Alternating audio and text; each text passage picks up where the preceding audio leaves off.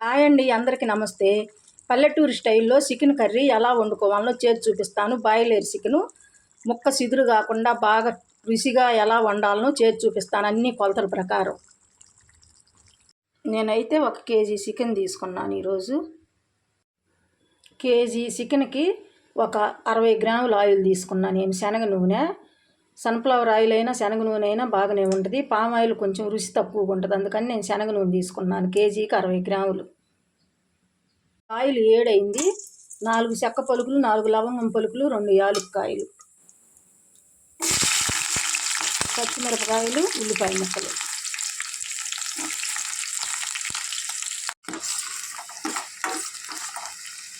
ఉల్లిపాయ ముక్కలు బాగా ఏగాలి నూనెలో, లేదంటే పచ్చి వాసన వస్తుంది.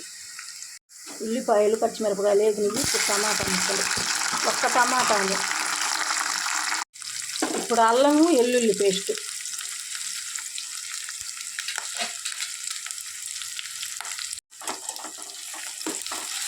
ఈ అల్లం వెల్లుల్లి పేస్ట్ కూడా బాగా పచ్చి వాసన పోయేంతవరకు ఒక 2 నిమిషాలు వేగాలి.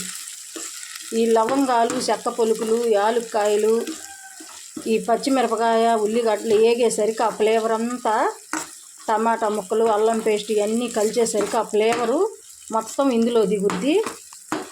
మామూలుగా ఉండదు ఫ్లేవరు. అల్లము వెల్లుల్లి పేస్టు అన్నీ వేగినాయి. అది ఆయిల్ పైకి వస్తుంది. ఇప్పుడు చికెన్ వేసుకోవాలి.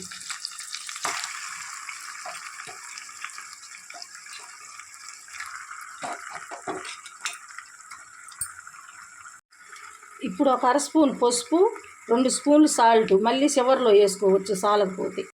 ఇప్పుడు మసాలా పట్టేటట్టు మొత్తం కలుపుకోవాలి. మసాలా అంతా దీనికి పట్టాలి, మొత్తం కలుపుకోవాలి. ఇప్పుడు అల్లము ఎల్లిపాయ పేస్టు మొత్తము, చెక్క లవంగం పొలుకులు అన్నీ మసాలా అంతా పసుపు సాల్టు వేసుకొని మొత్తం కలుపుకొని మొత్తం మసాలా అంతా పట్టించేటట్టు ఒక 10 నిమిషాలు మూత పెట్టి ఉడకనియ్యాలి. ఇప్పుడు కరివేపాకు వేసుకోవాలి. నేను తాలింపులో వేయను కరివేపాకు, ఆయిల్లో ఈ విధంగానే ఉడికేటప్పుడు వేసుకోవాలి. ఇప్పుడు కారం, నాన్ వెజ్కి చికెన్కైనా మటన్కైనా కారం కొంచెం ఎక్కువే పట్టుద్ది. 4 స్పూన్లు వేసాను నేను.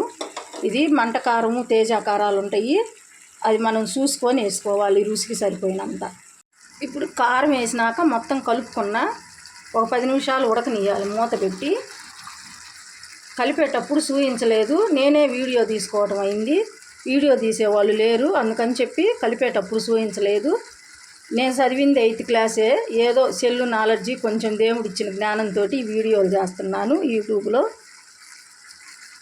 ఇప్పుడు 10 నిమిషాలు కారం వేసినాక కొంచెం నీళ్లు వస్తాయి, పైకి ఆయిల్ నీళ్లు. చికెన్లో కొంచెం గ్రేవీ రావటానికి కొంచెం ఒక టీ గ్లాసుడు వేసుకోవాలి, మనం టీ తాగే అంత కప్పుతోటి.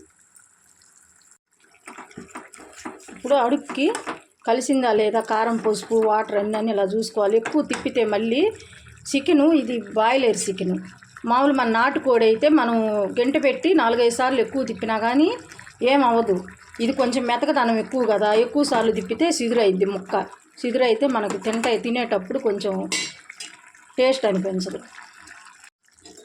ఇప్పుడు కొంచెం గరం మసాలా వేసుకోవాలి. గరం మసాలా పొడి 4 స్పూన్లు ధనియాల పౌడర్ వేసుకోవాలి. నేను ఈ చికెన్ కూర వండుతుంటే, మా పెంపుడు కోడి ఒకటి ఉందండి, నేను ఈ చికెన్ కూర వండుతుంటే కిచెన్లో ఈ విధంగా వచ్చి ఇక్కడ అరుచుకుంటా తిరుగుతూ ఉంది. ఇది నేను ఎటు వెళ్తే అటే వెళ్ళుద్ది. ఇప్పుడు చికెన్ ఉడికింది. కొత్తిమీర, కొంచెం 2 రెబ్బలు పుదీనా కూడా వేసుకుంటే మంచి ఫ్లేవర్ వస్తుంది. కొత్తిమీర పుదీనా వేసుకొని మూత పెట్టుకొని ఇంకొక 5 నిమిషాలు ఉడకనిస్తే రెడీ అయిపోద్ది chicken curry. Chicken curry ready అయిపోయింది. పల్లెటూరు స్టైల్లో ఈ విధంగా చేసుకోండి, మంచి రుచితో గమగమలాడుతూ బాగా ఉంటుంది. ఇందులో గ్యాస్ రావటం కానీ అలాంటివి ఏమి ఉండదు. ఎంత తిన్నా కానీ సింపుల్గా మసాలా ఎక్కువ వేయకుండా చేసుకునే కూర ఇది చికెన్ కర్రీ.